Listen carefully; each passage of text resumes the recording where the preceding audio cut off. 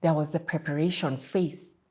And during preparation and when you're learning, you don't pick and choose.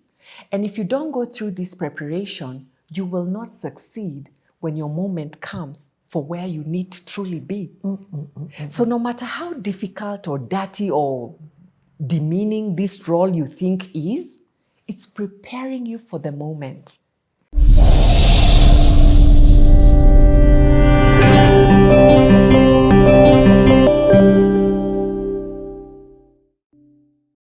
The tagline on CT is, you truly don't know people until you take the time out to get to know people. We are unveiling Teresa Njoroge. Yes. As she shares her incredible life journey.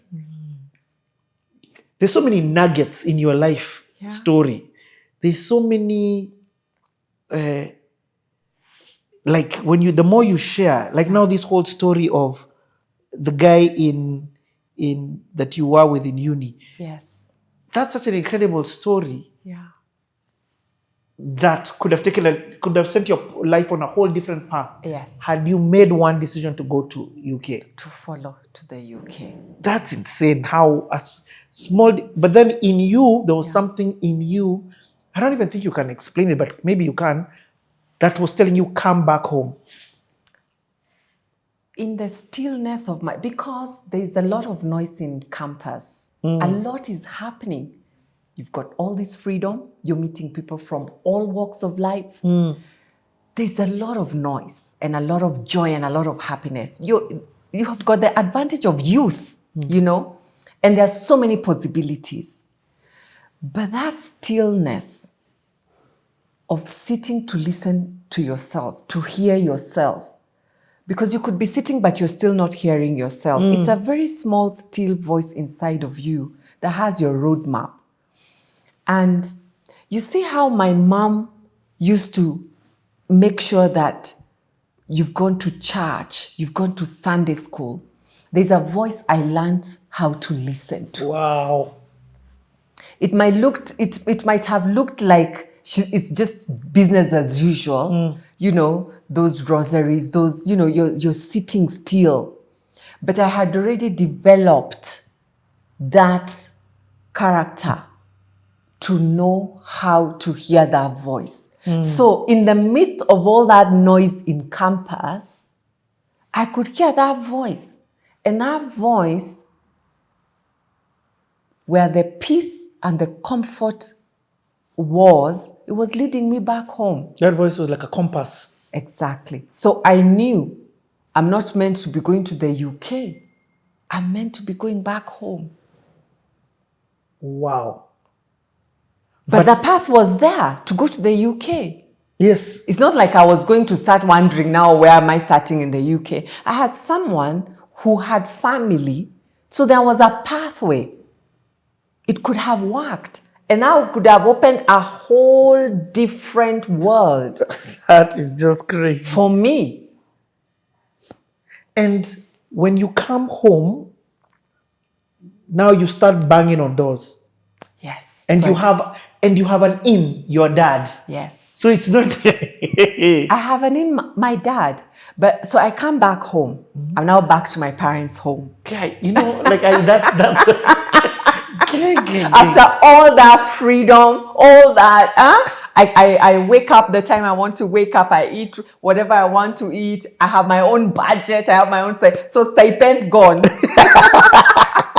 Freedom gone. Back to the reality of life. And what my dad did not do was hold my hand and take me to the banks where he worked to ask them to employ his daughter. Yet he could have. But he said to me, the earlier you learn how to navigate the corporate world, the better for you. Start learning now. Apply. You learn how to apply. And I would make the application. He would look at it, give me some advice. And we would be right there. Him seeing me, I don't have work. And he knows he can make a call and I will be employed. But he trained me, and there was so much joy. No, just wait. So he left you, but he didn't leave you. Yes. So he said, I will tell you where the lake is. Yes. I will teach you how to fish. Yeah. You go. You go. I will show you how to, Yes. I'll teach you that. What I won't do is to place you there. And oh my goodness, I went from one interview to another, and the doors weren't opening. And the first job I landed was 100% commission-based job to sell timeshare. And the reason why I took that job. Timeshare. What was timeshare? Timeshare is where you sell holidays, but what you're selling a holiday home, but what you're selling is not the entire home, you're selling the time. So you can buy 2 weeks, you can buy 3 weeks, and it's holiday homes abroad. But that's nothing to do with banking. It was completely different. Completely different. The reason why I took that job, and it was 100% commission, was because the banking job was taking long. I wanted to leave my parents' home. So I needed money. Money to make that fast exit. I took that timeshare job. But now, first of all, you've not studied sales. At all. Because that is sales. 100% sales. 100% sales. I thank God so much that I took that job, because to date, I can see how that sales foundation helps me. How to sell something you don't even know. You're selling you don't even know which country that is. You don't even know where that holiday home is. But you've met this person, and it's a very foreign concept. And the reason why you must make that sale, you're being paid 100% on commission. And if you don't get paid, what that means is that you go back to your parents' home. You only eat what you kill. Exactly. Simple. Oh, I sold. For real? I learned how to sell. Okay, let's do a small class in session here. So what was it that allowed you to sell? Because first and foremost, it's even I've asked you what is timeshare. Yes. I can imagine the audience still has no idea. Yeah. That's how, and this is 2025. And I also didn't know about timeshare. Yes. It's something very new. It's a foreign concept. I'm being told there are holiday homes in the West, across the world, somewhere. I don't even know whether they're there. What you need to do is find people who would love to go on a holiday, but they will not pay for they will own. So the investment they'll make. So it's not 2 shillings, it's not 3 shillings, it's millions of shillings. What? And it's not a home you're buying to be living in. It's a home, it's a holiday home you're buying, but you're not buying the entire. So, like, you're buying a portion of you're buying a portion of the home, but not a portion of the home. You're buying time. So you're buying 3 weeks a year that you can go spend at that house every year of your life. Wow. A very foreign concept. Then you hit the streets of Nairobi and look for people to tell them, give me 1 million shillings, and you will own time at this holiday home that is in Italy. Yeah, what are you talking about? And you're just from campus. What do you know?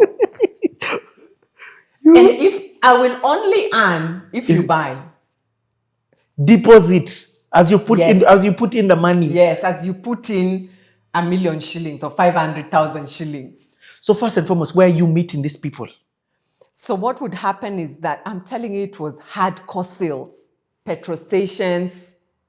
You see those people who come with pamphlets? Yeah. Yes. Hi, how are you? You're busy doing your shopping in the mall. Excuse me, could I have 1 minute with you? Yes. Wow. And talk to you, then tell you where our offices are, get your number, keep calling you. until you come for me to now do the sales pitch from beginning to closure. Okay. Now, there's something that keeps happening because I met this guy.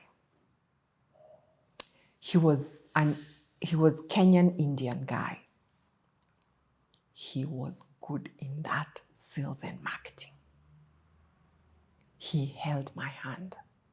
He showed me how to market, how to pitch, and how to close.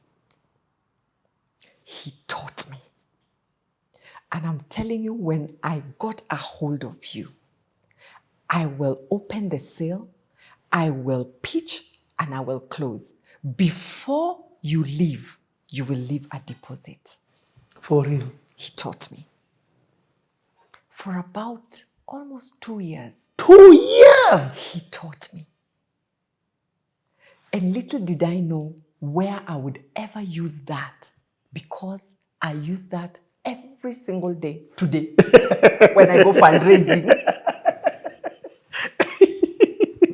He taught me such incredible insights from how you show up. Oh my gosh, that gentleman. 2 years, he mentored me from the firm handshake, eye contact, smile. My goodness, I could even do it in my sleep. I remember it today. Teresa, firm handshake, eye contact, smile. Firm handshake, eye contact, smile, and open up. Oh my gosh, he taught me how to do it. Then the hardest part, the closing of the sale. The most important, he taught me how you could do so well in the beginning, you could do so well with the pitch, but you can't leave the closing open. You don't leave that door open. Make sure you close. And he taught me how to close. Close, conclude it with a check or a deposit on the table. Daily doing it. Kenyans were buying timeshare. Those years. So did it the early 2000s. Did it get to the point where you had the ability to move out? Yes. I lived on that for 2 years, 100% commission. And I kept moving from the streets to just being at the office, where there are those people who would now do the one-on-one marketing outside. I would now just wait for those now people. You're being promoted. Now, yes. You're leveling up. You know how to close. I know how to close. You just bring them. And we worked with Mohammed from, how to articulately communicate what you want to say, how not to beat around the bush, don't waste time. How to know how to vary your tone, when to go high and get the excitement, how to bring it down, oh my gosh, he taught me so many things. Presentation, how to show up, how to dress, you showed up by the way today. You done showed up. Thank God to this gentleman. He really, really taught me sales and marketing 101. Now, have you decided the banking dream is over? No, it's still somewhere in my mind. Okay, first of all, how long does it take you to move out? I didn't even complete a year at home. Out. So this job helped me because I'm not getting responses from the banks. Even when I go for an interview, I'm not getting the acceptance letter, the offer letter. So I'm like, So as I'm, hustling to get this banking landing, I get to learn about the timeshare. And my parents don't even know what this timeshare is. So I'm explaining to them and they're like, are you really sure? I'm like, I'm going to give it a trial. So they are hesitant, but they're like, let's see how this goes. Where is it? So they do their due diligence, just waiting to see how this thing goes. And I say to them, I need a soft loan. I didn't even ask give. I need a soft loan. For what? For me to move out and to kickstart. This is month 1. I've not made a single sale, but I am banking on myself.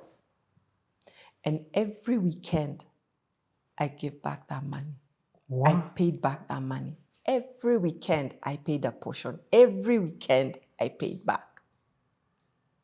And the next 2 years were history. I was on my own. And my mom had given me a disclaimer. Please know that. You can always come back home. No. Nothing. She said, so you really want to go. And for this job that doesn't have a monthly payment at the end of the month, you don't even know whether it's going to work. So these are your 2 options. Either that job works, first, that it's genuine, that this thing is real. It's a real thing. So either it works, or you come back home and wait here till you get a real thing. Those are the 2 options. What we cannot have is that we are financing you there to live your life there, trying out your trisexes. Those you're going to try here. But because you really want to go here, it's your package. And I said, it's a loan. I'm going to refund it. Month 1, I've not even been paid. I said, it's even a loan. I'm going to refund. Okay. So I buy my bed, I'm beginning my life. It was a bed sitter. I didn't care about Where did you move to now? South B. Oh, yes, okay. You know, I wanted environments that I'm conversant with, you know. So it's a bed sitter. I have my meko. I have my bed. I'm beginning my life. 2 years down the line. During that timeshare, I met a gentleman who was a manager within the hospitality industry in one of the major hotels. And he was like, you have a job. And I was like, yeah, I know, I have a job. He was like, no. Come tomorrow at 11 a.m. at this and this place and sign your offer letter. What do you mean? He gave me, after they signed the closure, timeshare. Yeah. They were like, this Chile sold. He offered me a job without any interview, without nothing. And one of my colleagues said to me, and you will dare go. How does someone get employed just like that? And I told her, let's go with you so that we see. We went. I signed my letter. Contract signed, everything. Like I was looking at that paperwork. HR. I said to the lady, thank you very much. And she told me, reports immediately. So I went, resigned. Oh, it was so sad to say goodbye to this gentleman who had trained me these 2 years. But I said, I have something better, a better offer, you know, pay, benefits. It was attractive. So these guys couldn't believe how you sold. Yes. Because they're like, she's selling. They told me they were just coming to see for the sake of seeing. They couldn't believe they had parted with their money. I got a sales and marketing job at the hotel. That's how I truly knew this guy had done a very good job in training me. But I knew he had truly trained me well. So when I went there, I actually didn't even complete a year. I got a job in the bank. Now the bank called you? The bank called me. To do sales and marketing? Because now I was meeting the bank managers when they came for lunch or their conferences at the hotel. So the dots added. You the can't dots make this added. up. One to the next. And it was 2 gentlemen. The gentleman who taught me the sales and marketing, then the gentleman who employed me from this one. And then... Now in the hotel. At the hotel. Yes. And again, he really trained me.